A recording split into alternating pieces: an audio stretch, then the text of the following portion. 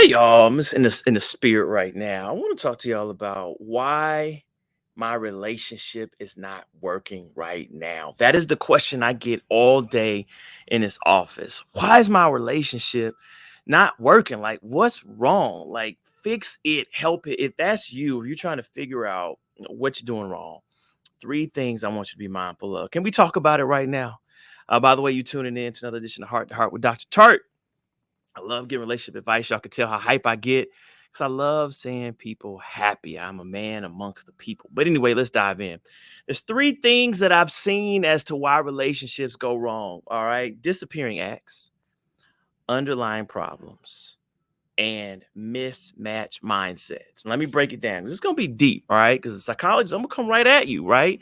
That's how I got started, with Facebook and YouTube and Twitter and all that kind of stuff. Is I have a session, I turn around, what was on my spirit, and be able to teach the people. And I love doing it. I ain't having time to prepare notes. I just want to just flow. All right. So disappearing acts. Disappearing act is where one person doesn't show up to the relationship or marriage, meaning you show up as the pleaser. So like what makes you happy? Whatever makes him happy. What makes you happy? Or, it's all about her.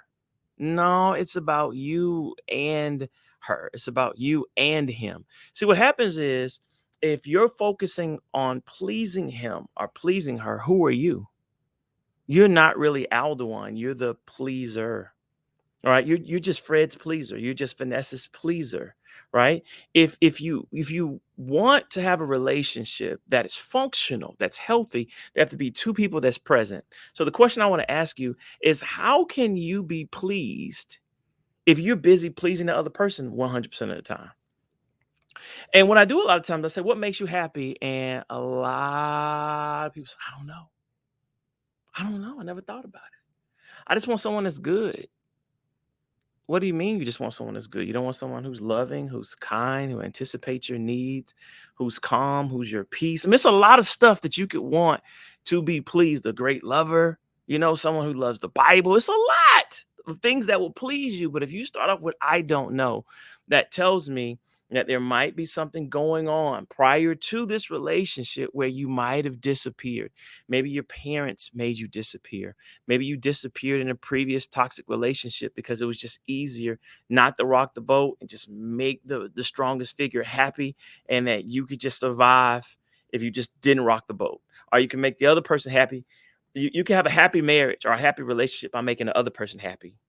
And that's toxic. Maybe you get that from a family, but you need to examine that because you can't really be pleased unless you know exactly what pleases you and communicate that to your partner. All right. And then stop when they don't meet it. So if I please you, I'm gonna wait for you to please me back. So what that means, if I go to the store for you and get you what you need, I'm gonna need you to let me finish when I tell you I just really want to vent versus you telling me about your life. Right? It has to be even. We have to please one another. So make sure you don't have the disappearing acts and that you show up and have presence in your relationship. Right? Now, a lot of times you're gonna see that when you have presence, guys are gonna follow you. When you have presence, women are going to follow you. In that presence, the people who you report to, you're going to be a great leader because you have presence. When you walk in a room, you know who you are and you know whose you are, right? And you show up to the relationship and people deal with you like you have presence. Number two, underlying problems, right? So I was talking to a client and I said, she said, I met this amazing guy. I said, describe him to me. Said he's tall, dark, and handsome. I was like, first of all, don't disrespect the brown skinned brothers. But anyway, no, go ahead.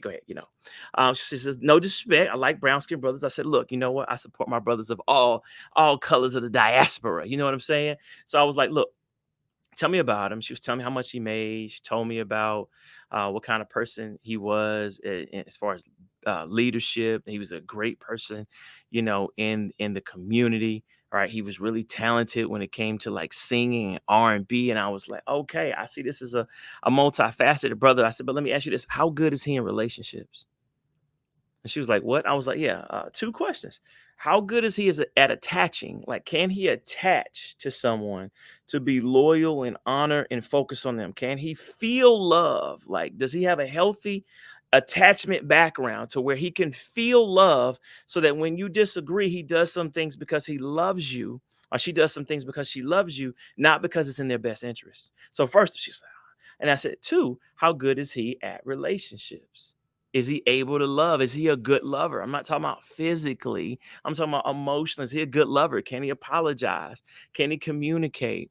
Can he forgive? Is he able to anticipate needs? Does he want to spend quality time? Is he able to stop what he's doing? That's important. And sometimes, 50% of the time, focus on what you need, even though he has a big report due. She says, I don't know. I said, well, go back and find out. And she came back. She said, you know what? He's never had a good relationship ever, even with his parents. And when I asked him about attaching, he said that was something that he struggled with.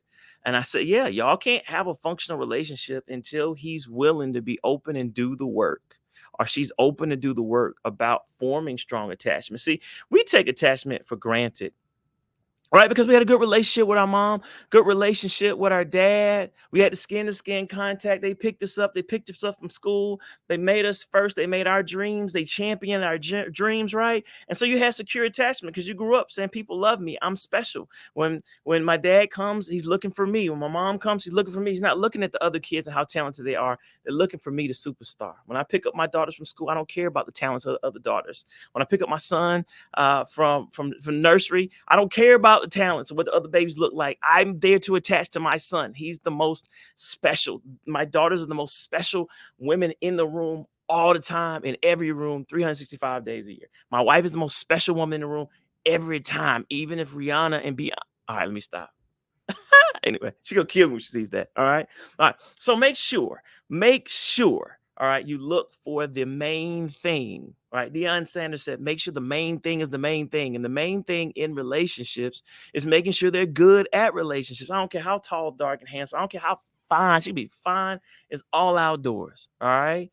She can be fine as I'm not gonna even say any more names to get myself in trouble. She can be fine. But is she crazy? Is she a good lover? Can she compose herself? Can she be peace when y'all have a disagreement? Oh, this is good. Anyway, all right, number three. All right, mismatch mindsets. All right, mismatch mindset. So y'all don't go into the relationship thinking the same thing. One of you is thinking, you know what? I want the win-win. I'm gonna apologize 50% of the time because I like to keep peace, right? I'm gonna give. I'm gonna give everything I have in this relationship. I'm gonna give 100%, right? All right. But you're in a relationship with someone that says, I'm going to try and take everything I can get. In this life, you either get done or you do or you get done. Right? You go or you get gone. Right? You win or you lose. You get or you take. Right? And if you're with someone who has had with someone, let me enunciate with someone, we not get too urban, right? If you're with someone that has that mentality that they believe in reality, someone's always going to get got. Excuse my ebonics, right? If you're with someone because they have a background of not being able to trust mom, dad, exes, whatever, right? They don't trust love, they trust control, right? They trust social exchange theory, trying to get the most out of the exchange. They're trying to win, like a negotiation. They're trying to win the negotiation versus win the relationship, which means sometimes you give, sometimes you take 50-50. Right. So mismatch mindsets. You have to be with someone who's also a giver. Someone's going to be selfless. You need to be with another selfless person. Helpers need to marry helpers. Healers need to marry healers. Givers need to marry givers, right? You'll rarely see two takers or two narcissists in a relationship because they're like, nah, you can't. You trying to get, and I'm trying to get. It's not gonna work. All right. I'm trying to get someone who thinks too lowly of themselves so I can tell them what to do to please me, so they can put their whole focus on me, so I can get so much out of it. And this great black girl magic can build me up as a man. Right. Or this black man who has a positive relationship can build up this black woman that has no ability to connect, no ability to control her temper, no ability to put that man first when she gets upset. It's all about her. That boss big nah, all right, I was having fun, y'all. Right. All right. So I'm about to be at the office, so I'm just doing this video. So y'all got it, man. So you need to have someone who has a win-win mindset, all about presence. Let's talk about the reverse, right? Presence. All right. We both show up to the negotiation. All right. That way we can have an even negotiation. If I know my comps and you know how much this thing should sell for or buy for, then we can have a negotiation that's fair. Number two, all right. Hey, no one's perfect, but we can make perfect adjustments. Right. So deal with your stuff before you get into a relationship, or when someone brings it up, deal with it. And then number three, let's have the mindset of win-win, not win-lose. All right. We're trying to give as much to the person as we're getting. That's why when you have a circle, a ring, right? It's a circle saying it's continuous feeding of one another. All right, y'all. I hope that helps, y'all. I hope y'all love this. Share this video. Let's have fun with it. Let's make sure your relationships go right and not wrong. Dr. Tartt, take care. God bless.